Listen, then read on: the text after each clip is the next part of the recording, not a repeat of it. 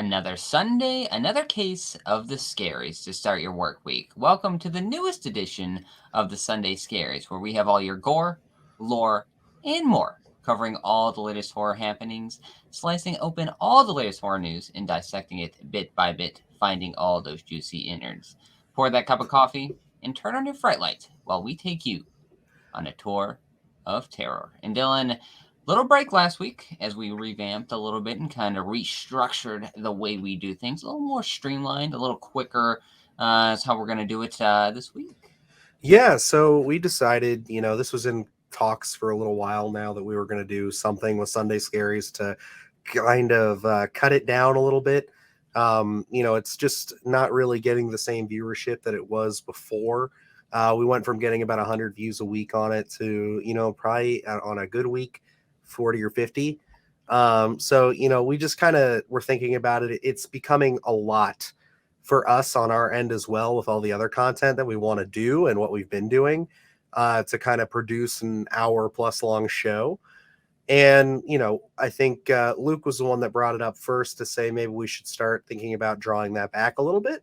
And to make a long story short, that's exactly what we're doing here. So we have taken out the history of horrors and kill of the week. They are not gone forever. We will figure out a way to incorporate those, maybe via social media, maybe something else, maybe even just little segments on the channel as we go along. But we are just going to kind of keep this more news centric. Just because it's like, I think that's where, our banter is the best. I think that, that's really the meat of the show. Looking at some of the analytics, that seems to be where people kind of skip to. So, it's kind of like, why not just cut out all the fat?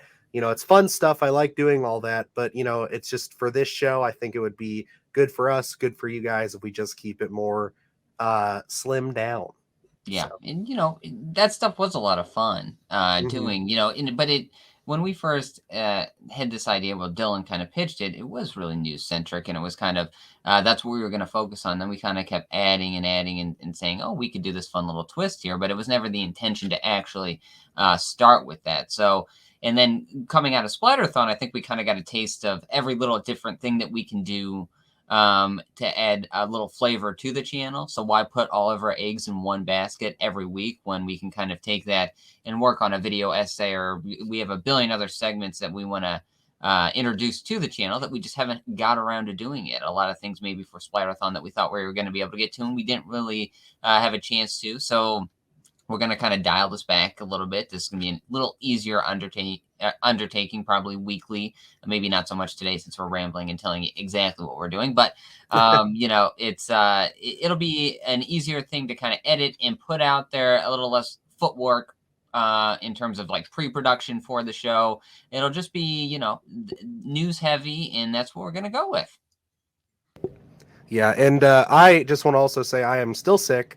So if you've kept up with any of our recent videos, being other than the Halloween ends novelization, we recorded that before I got sick. But the menu review, I did state that I was sick.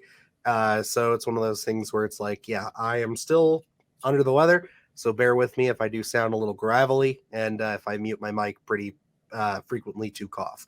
Just got the tail end of a cold that my whole family got, and I just can't seem to shake it. The wife and kid are all good now, but I am just struggling So along. Dylan is heavily medicated, and we may get a little extra rambling on his end that may be incoherent. We'll find out. But alrighty, I say let's dive into it. Let's get into our first news story. Oh, let's hit it, brother. Start spreading the news. Snake Plissken could be heading back to the Big Apple, or wherever the government decides to send him.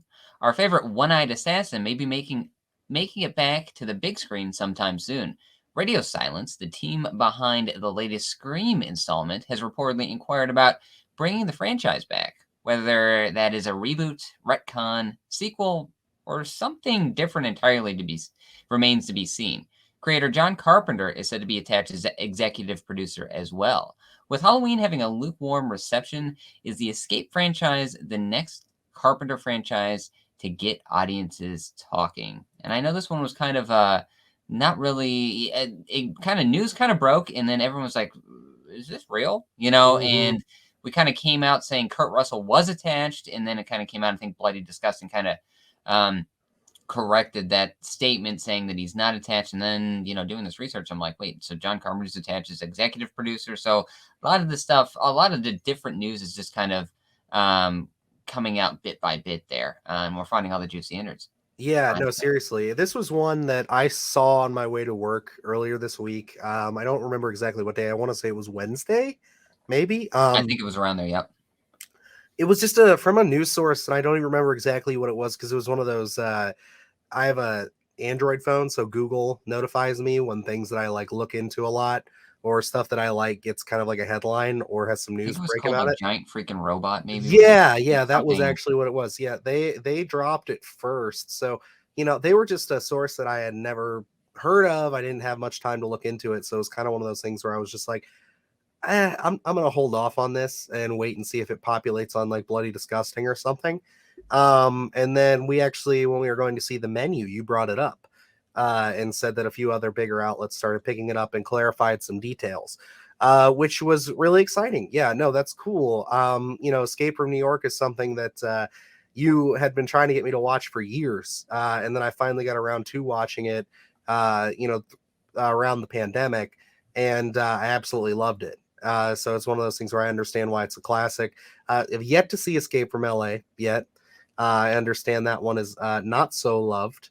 But I am open to them exploring this, especially if they can wrangle the man himself on board, Kurt Russell. That would be very exciting. That would be a huge get for Mm-hmm. this. I looking at this, I saw that same article you did, and I actually kept tabs on it throughout the day because I was like, "Is this real?" And I was waiting for someone like a Bloody Disgusting to kind of pick it up, someone we use as a reference for news. Either they're going to debunk it Or or like a Dread actually, Central, or somebody yeah, to say and something. waiting for some sort of confirmation. So as soon as they were like, "Oh yeah, this is accurate," but Kurt Russell's not attached yet, I was like, okay, now I feel comfortable in terms of now I can kind of start getting my hopes up at least a little bit. I'm curious to see where they're going to go with this. I have seen Escape from LA as well as Escape from New York. Yes, Escape from LA has a lot of great ideas. Again, it was one of those things that I think they ran out of money during the effects, and that really kind of kills it in a few scenes because it's like they weigh heavily into it, and it just doesn't hit. So it was Escape from LA has a lot of potential that was never really realized, but Escape from New York, fantastic film. I was really surprised when you said you hadn't seen it that far into your John Carpenter foray. So I'm excited to see a third. I want a third installment. I don't want a reboot at all. I don't remember if you remember at all. I think this was probably right after COVID heavily hit, and we were going to the gym, and I kind of pitched a light idea of where I would go with the third installment there. And I think there is a lot of potential to continue this franchise. I know this is one thing we're going to talk about on Primetime Terrors. You kind of teased it last week when we kind of do our wrap up of Chucky, where what franchises should kind of be serialized in a sense, and where can you go with it? Where is the greatest potential? And I think the Escape franchise here would be a phenomenal, just long form storytelling, 10 episodic idea, just because there's so much, I guess you would say, lore that you can really go somewhere with. So I'm really curious to see where they're going to go. Again, I don't want a reboot or anything like that. I want a hard sequel to this, and we need Kurt Russell back.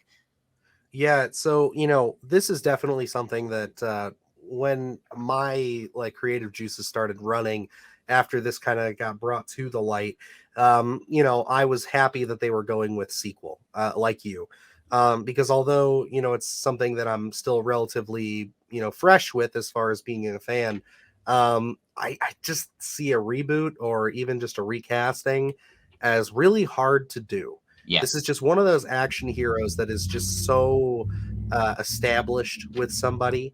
You know what I mean? Like even though I love the Thing, McCready is one of those characters where it's like I could see other actors, picking up that role. Yeah. But like Snake Plissken is Kurt Russell, like they are synonymous with each other. I think the same thing with Jack Burton. Where it's like McCready is more of like the everyman kind of thing. Yeah. It's like he's Kurt Russell, he's still got all that charisma and everything. But those two characters are just so, iconically established as Kurt Russell characters. Yeah. And to have anybody else play those characters, it's tough, man. It's something that I have a hard time wrapping my head around. So yeah, like you, I'm excited to see this. Obviously we discuss, movies going to series all the time now, especially in the wake of the Crystal Lake news. That's going to probably be a more frequent thing as we go along. That's definitely something that I feel like over the next probably 5-10 years we're going to see a lot more come up. That might be the next big trend in horror. We'll see. But for me, a question that I had posed for you when we settled on this topic was, how do you feel about Radio Silence handling this? Because if I remember correctly, we both enjoy Ready or Not, Yes. but we both weren't big fans of Scream. Yeah, this is true.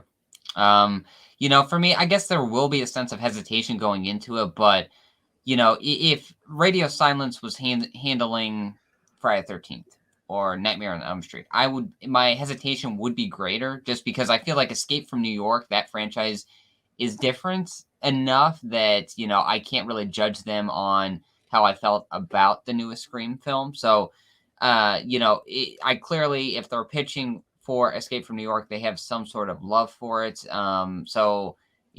Same could be said about Scream, but I think this one, I'm not going to hold them to the quality of Scream and how I feel about that. So, is this being brought back into the conversation?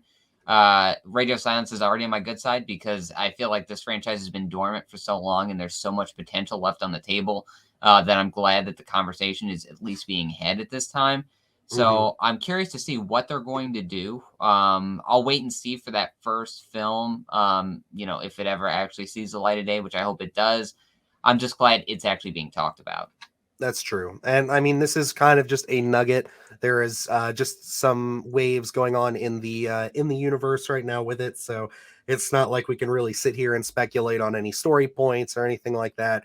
Um, but if say, because this happens all the time, Radio Silence doesn't end up following through on this. Say that they, sit with it for a couple years, nothing really gets moving. But they still want to go ahead, whoever owns the rights to it, and they want to bring Kurt Russell back. Who would you like to see handle this project? Like, what is a director that you'd currently really love if their name was announced as attached to this? Or say this does well and Radio Silence doesn't come back for a sequel to it. Who else would you like to see attached to this series? I'm gonna go with the given. I would love for John Carpenter to come back and complete a trilogy. I mean, like, will it ever happen? Probably not. But I think, if he was, because he's been talking about, maybe getting back into it if something fell in his lap. He's not going to necessarily say that he's not going to direct something. If it intrigues him, he will do it.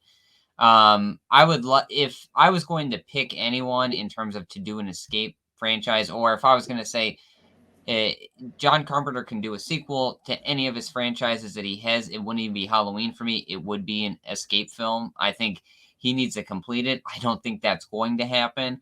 A person that I would like to see it is probably someone, well, we are talking about him here pretty soon. Fede Alvarez, I think, would be very intriguing to handle an escape film, just because of, the Don't Breathe. I think he handles that very intriguing, and that kind of concept, and like looking at the next installment of the escape film, and I want to see Kurt Russell back as Snake Plissken.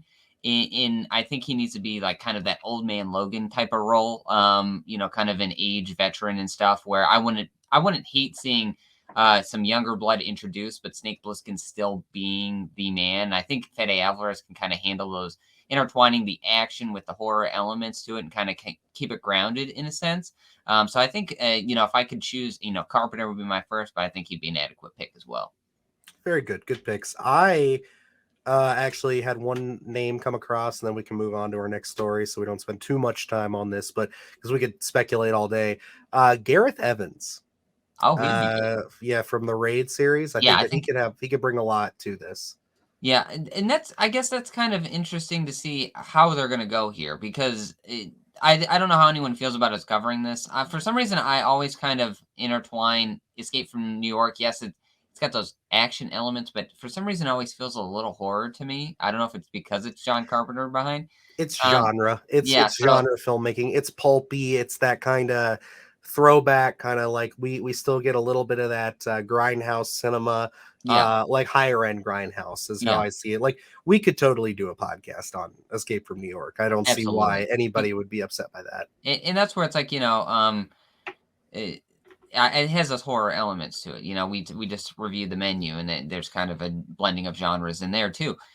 So like for this one, it would be interesting to see like Gareth Evans kind of I would be curious to see if he's gonna lean more in the sci-fi or the horror elements or the actiony stuff that you kind of see in the raid. I think would be an interesting kind of what kind of avenue he would go down. Oh heck yeah. Alrighty, well that's going to bring us into our next topic because you brought up Fede Alvarez. We had a little bit of news on his next project, so why don't you take us away, Luke? Alrighty, it looks like facehuggers have implanted themselves right into the hearts of Hulu and Disney Plus subscribers. A new standalone film titled Alien Romulus is slated to start production in February 2023.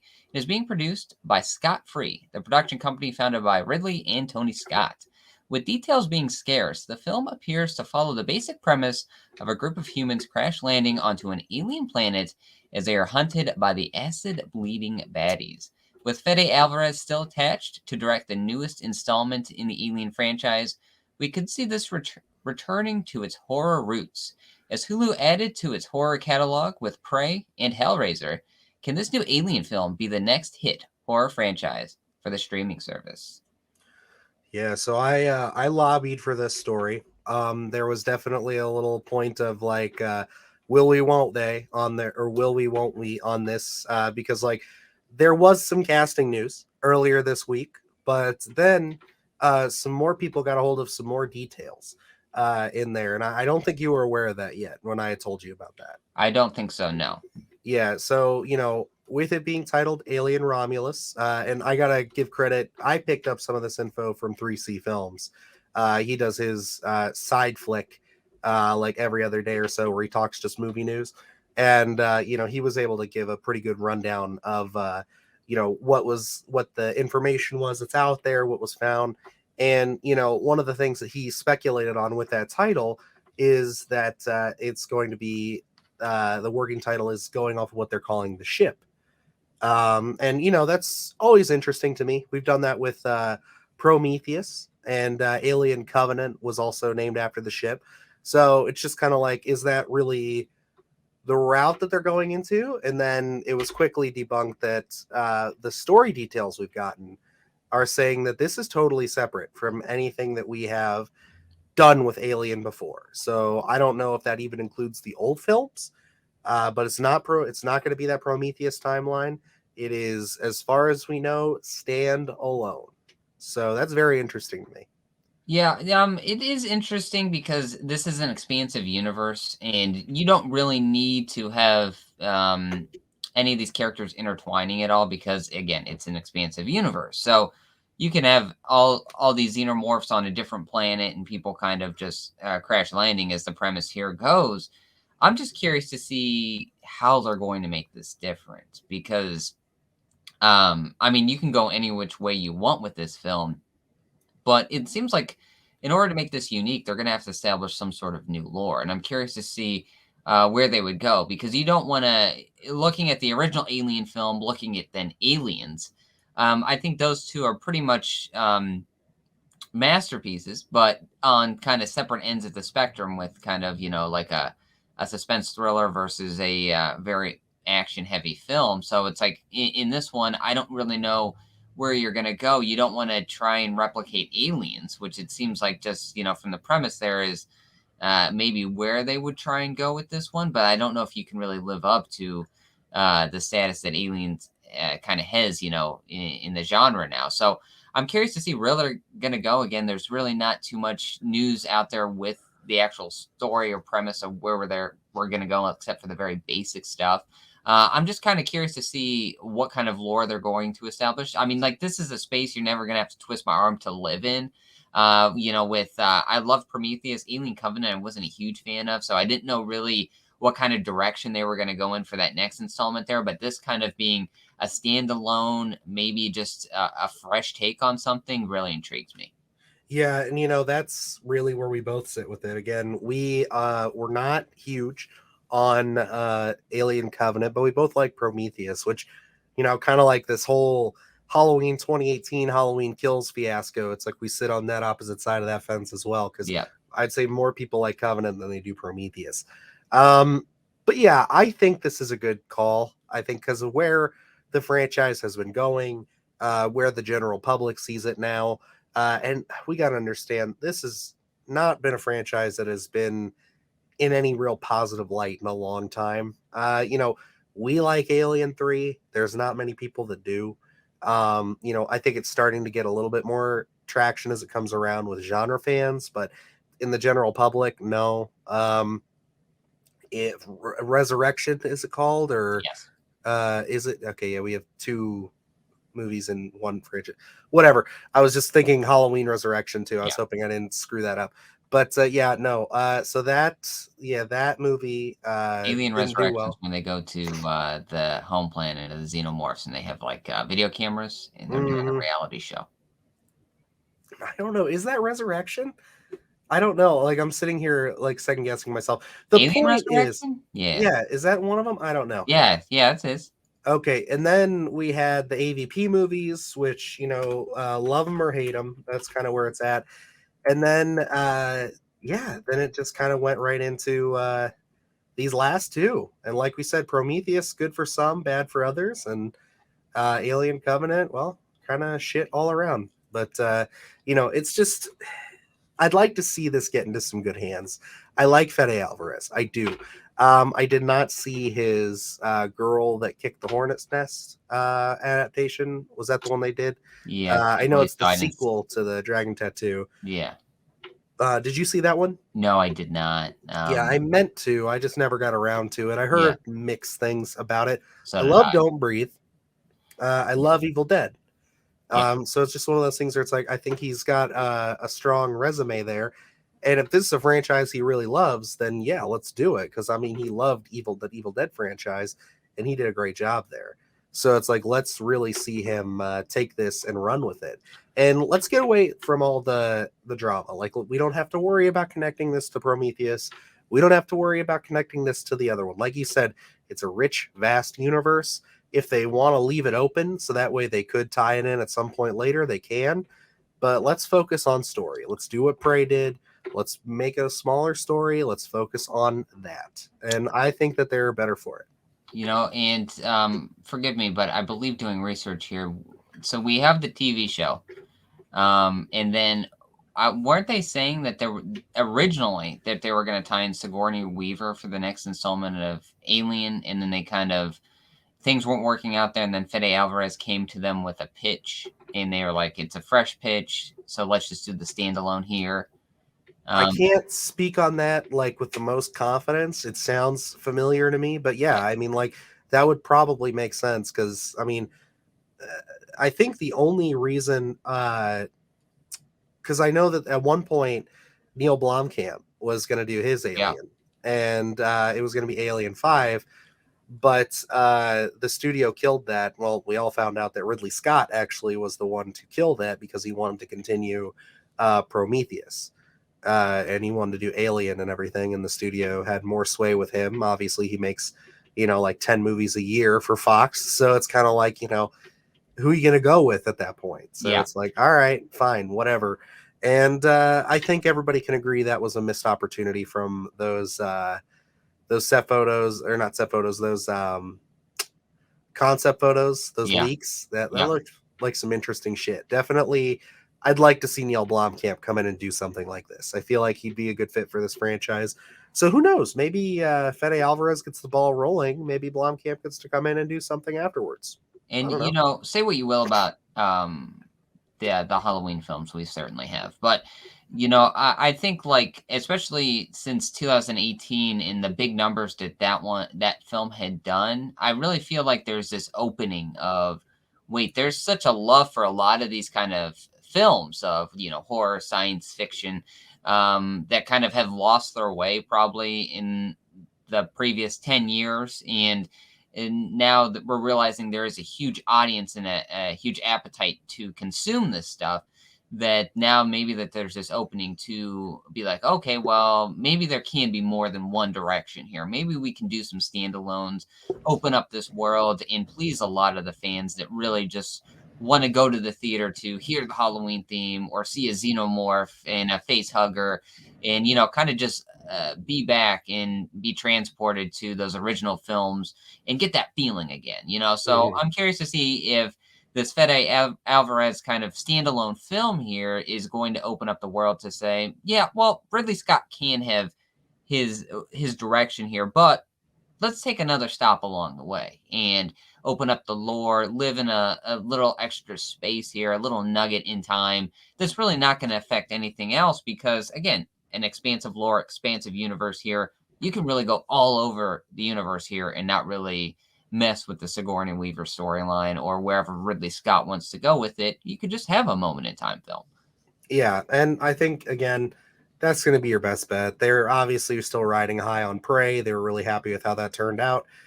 Get a director with a strong pitch behind the camera who was passionate for the franchise, and I'm sure it'll work out great for him. It's going to be on Hulu again, just like Prey. I'm sure there's going to be a ton of people that are like, "Why isn't this in theaters?"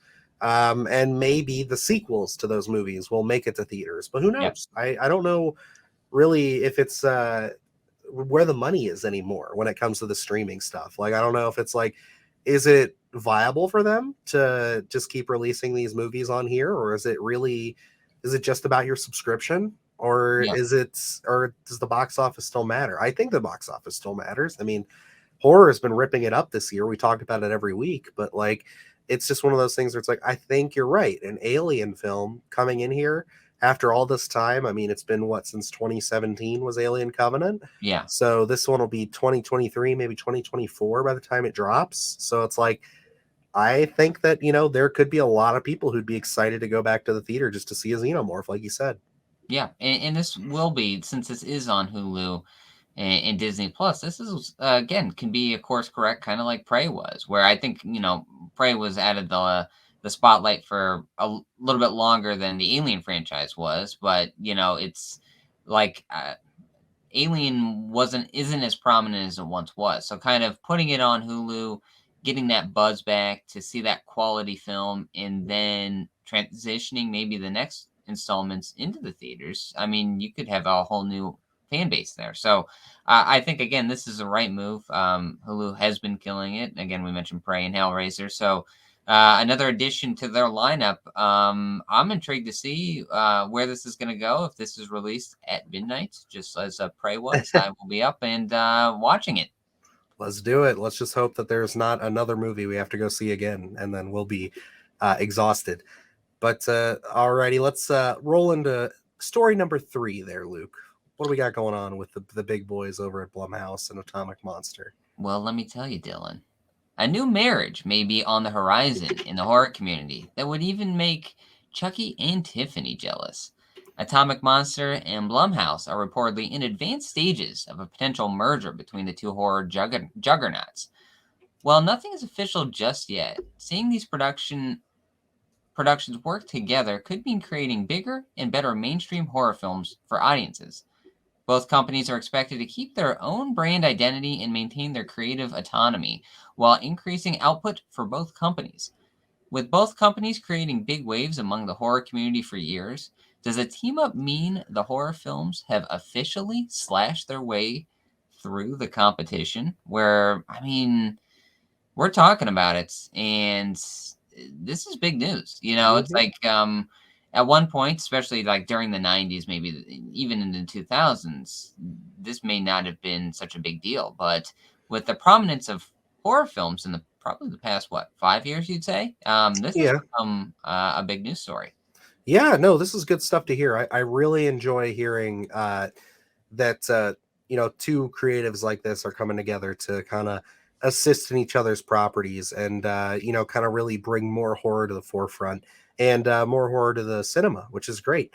I mean, they're both they've got hits and misses on both their resumes, of course. Not everything that James Wan makes I love, but not everything that Jason Blum produces I love.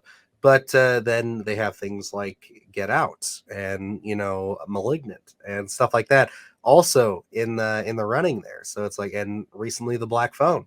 So it's Yep. one of those things where it's like they coming together to kind of assist and keep these small micro budget horror films coming out, crushing and making all this money. It's a good sign, man. It makes me happy to see. It's definitely good news for the channel. It means that we're hopping on this horror YouTube game at the right time, it seems like, hopefully. We're So gonna have no shortage of content to review and just drink in, I guess, in a sense. mhm. But yeah, this one really intrigued me because I think there was a line that maybe it was from Jason Blum, I'm not sure, said that this could mean going from 2 to 3 horror films a year to maybe up to 6. So we're Careful. definitely gonna be upping those numbers. Which, I mean, more horror means more good things. I'm just excited to see the prominence that horror has risen to, because this was such a, I don't know, after the 80s and the slasher run there, going into the 90s, it was a little dormant. It was really hard to kind of pick and choose which kind of horror films were out, just because the slim pickings that you go through the 90s, and what it was kind of really hard to find there. So kind of living in 2022, where I mean, we already talked about Halloween, how Halloween took 2018 by storm, and that was just kind of uh, a film that I don't think, at least I certainly didn't expect to be as big as it was, because I knew previous Halloween fans were going to go watch it, but then it garnered a whole new fan base, just for younger people who hadn't even seen any of the other previous films, just to come in and be introduced and live in the space of Michael Myers. So it's kind of, I don't know if that was what really ignited everything. It seemed a lot of general audiences became a little hungrier to be scared after that, and kind of really just wanted to get their dose of gore, lore, and more. I don't know how many references I'm going to be able to do with some of these Scaries and these topics, but it's been working out so far. There you go. Um, and I think that's a good observation. I think that is very strong and very fair. That when 2018 came out, it was one of those things where that really kind of, I think, stoked the flames pretty big.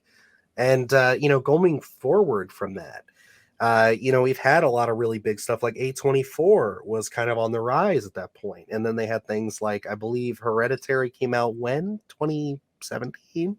Was it? Was it? I thought it was a little bit earlier, but or no, maybe Maybe. maybe 16. I don't know. Yeah, was it 16? Man, that's crazy.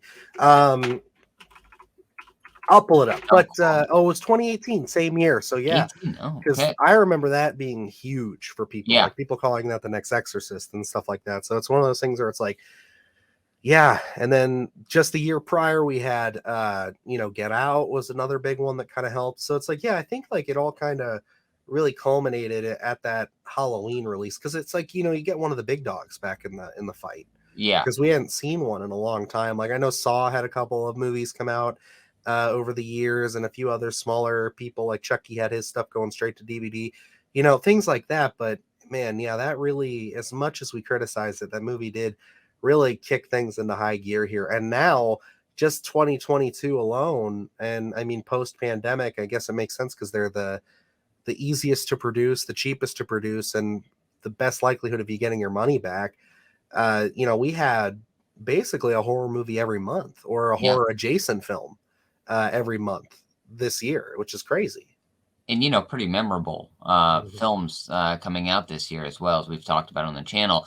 So it's like this kind of blending of styles and unique voices telling these stories here, where it's really ignited this horror craze. And I don't know if it's just me paying more attention, or because we have the channel, but just like people that I know in life are openly talking about horror films, which I don't know necessarily if I remember that even 6 years ago or anything like that. So it just seems like we're we're discussing it more openly. People want to be scared more now than ever, and a lot of people are just loving all these different films coming out. I mean, The Black Phone, we've praised it on the channel. I've witnessed a lot of people praising that film that aren't really, uh, make it a habit of reviewing actual films, but really enjoyed it. Even Barbarian, to an extent, I've heard general audiences say it was a pretty fun film. So it's like I think people are loving this kind of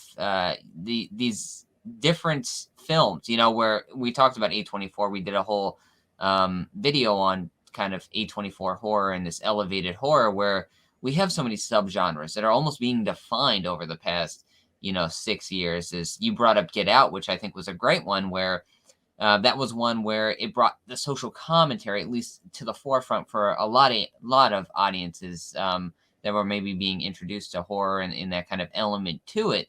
So that one was such a big talking point for a lot of people to say, horror has a different voice. And then, like we talked about, Michael kind of just set everything off for that basic slasher genre and people wanting to go witness those. So I'm really intrigued here, and we probably should bring up that there was an article about Smile in Paramount Plus, and I'm forgetting the gentleman's name, but they're really doubling down on horror as well, trying to up the amount of horror films that they're going to be getting out yearly. So again, we talked about Hulu, now Paramount Plus, and with Atomic Monster and Blumhouse kind of getting together and producing some films. Man, next few years are going to be wild. It is going to be a tight and busy couple of years in the horror stream, which is always great to see. It's a great time to be a horror fan. Great time to hop on board if you're a young one and you haven't gotten into all of the classic ones, but you're in good hands. It seems like for the next couple of years, we could have a pretty good run here. I mean, this was a strong year for horror, so like if we can keep this up for another 2 or 3 years, we could have another good run here with just like the 80s did with a lot of those offbeat kind of original horror films. So, Yeah, and I mean, we and still have our franchises. We still have our yearly dosage of like slashers, Michael, Jason on TV, stuff like that. But stuff like Barbarian and the Black Phone and stuff like that, stuff that you'd see in the 70s and the 80s. And I want more of that. and a lot of different hidden gems there. So I mean, I'm all for my well constructed, unique voices taking on the horror genre. Absolutely. But all right, I guess we can kind of hop into our last story here. One that survived from basically, I guess this is kind of a week old as far as we can go with that. We were going to discuss this when we initially thought we were going to be doing Sunday Scaries last week, but like we said, we decided let's take the week and restructure. Let's get some things going here. Luke, why don't you take us away with what we're talking about? Alrighty, you won't have to worry about finding coal in your stocking this Christmas season, but you may find an axe under the tree. Or in your skull. The new film by Joe Begos, Christmas Bloody Christmas, released a trailer showing all of its Christmas carnage wrapped in a neon-soaked bow. As a mechanical Santa goes haywire, wielding an axe and shooting lasers out of his eyes, this film could be the seasonal slasher horror fans needed to close out 2022. With Shudder releasing this film on December 9th, will this film make it on the nice list? And Dylan, I know we have kind of a unique relationship with Joe Begos films. We do. We know him personally. Yes. I'm just kidding. We don't know him personally, but yeah, it's interesting, man. I always like this guy's trailers. I like them. I like the concepts that he comes up with. The biggest one that sticks in my head personally was VFW, his last film. What a cool idea. Great cast. I was so excited to see that. I went and picked up the 4K the day it released because it was straight to DVD. And oh, fuck, I was disappointed. I drove out in the pandemic, in the midst of it, to go pick that thing up from Best Buy. So like I wasn't working at the time. I was getting that sweet $800 a week COVID cash, so I was just like, I'm gonna spend a little of that and get this. And boy, I sold that thing so fast when my job opened back up. It's not even funny, dude. Like I've had no interest in going back and seeing it, and it just was disappointing. I have yet to see some of his other films. I know that you've seen a few more. But I don't know. It just kind of seems like he's Rob Zombie light to me in a lot of ways.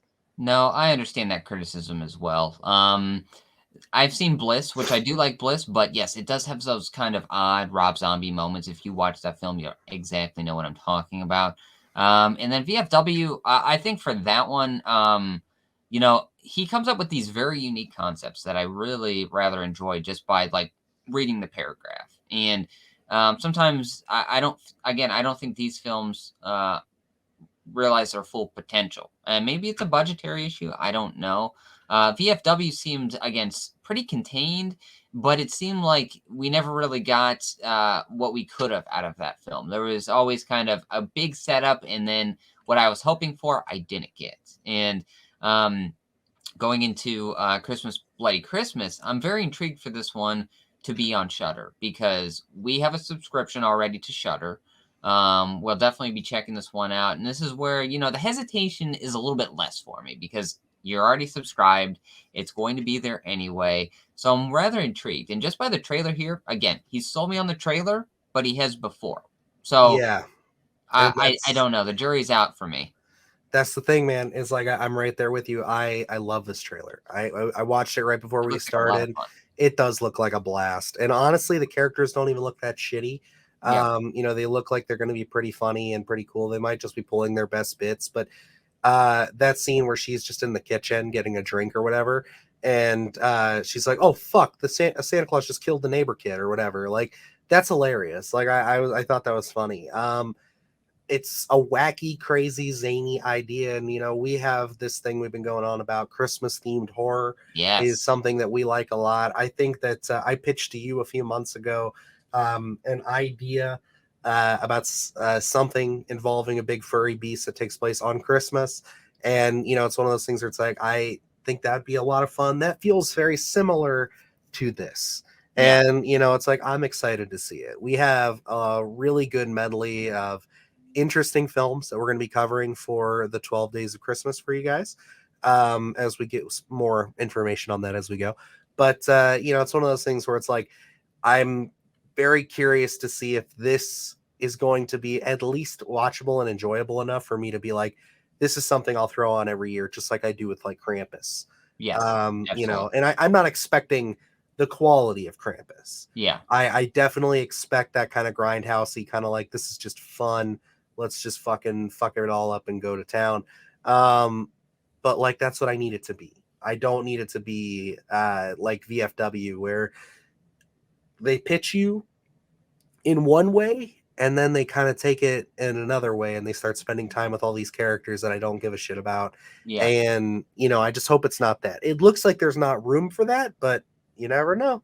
Yeah. I mean, I love me a good bad Santa film. You know what I mean? Mhm. So I'm really intrigued to see where they're going to go with this. I like the idea of this kind of robotic Santa going haywire and taking it out on this town. I think would be interesting. Just a visual of the Santa walking up with that axe through the snow, I think was great. And the shot choices that he takes in a lot of the stuff, I think is very intriguing. I love the neon coat that he puts on a lot of coloring wise that he Mhm. puts on a lot of his films here. It gives it a uniqueness. So I'm really intrigued by this one. I hope it doesn't disappoint. Looks like it could be a lot of fun, but we've been fooled before. He has a unique voice. He's one of those directors, I would say, where the horror genre, he's grabbed the horror genre for better or worse and kind of done his own thing. I'd be intrigued to see him take on, bigger films. He would be an interesting one. You know, he hasn't wowed me yet, but I think based on the beginnings of VFW and how that one felt, it felt very Escape from New York. Now I don't know if he would be able to handle that sort of film, but it seems like he's got a handle on that again, like you said, that grindhouse kind of feel, where I think that could be intriguing as well. This one, I'm very intrigued to see his spin on Christmas. It's hard for me to say even some of the worst horror Christmas films I still love just because I like living in Christmas horror. So he already has a plus for me for tackling the subject matter. I just hope it's gonna fall into my regular rotation every season. I agree. All righty, guys. Well, that's going to, I guess, wrap us up for the news here and wrap us up for an episode of the Sunday Scaries. Yeah. So, like we said, we're streamlining this stuff pretty good. Let us know how you feel about it. If you like us just covering the news, if you think we could throw one or two more things on top of here. But yeah, I mean, like, I hope that this definitely fixes some stuff for you. Other than that, you guys can follow us on Twitter, Instagram, and TikTok at Splattercast Pod. I'll just put this one up. And keep in touch. What's up? Oh, you're flipping the script there. I like Yeah, it. I am. I didn't like that one. I was like, oh, I didn't update that yet. So I'll go with the usual one. But yeah, you can follow us on all our social media. Keep up with the latest and greatest as always. And of course, check out tomorrow where we have our next episode of Splattercast dropping. So that's a very fun one. Great movie. Something I'm very excited to show with you guys. It's a great flick. And definitely a very timely movie once we actually get into it. And then, of course, we have this upcoming week. We have a lot of great content coming your way. We got a review for Bones and All, which we're going to be dropping here probably early that week. I think we get to see that on Tuesday. Yeah, very exciting stuff. And then we are also going to be revealing a little special treat for you guys on Thanksgiving as well. So stick around. And of course, I would be remiss if I forgot. Check us out on Black Friday at 9 p.m. where we're going to be doing a watch along / commentary of Terrifier 2. So if you are interested in that flick, you want to just watch it with us and talk about it and gush over it, we'd love to have you. So until next time, I guess that wraps it up for me. So I'm Dylan Newell. And I'm Luke Janesco. And remember, stay scared.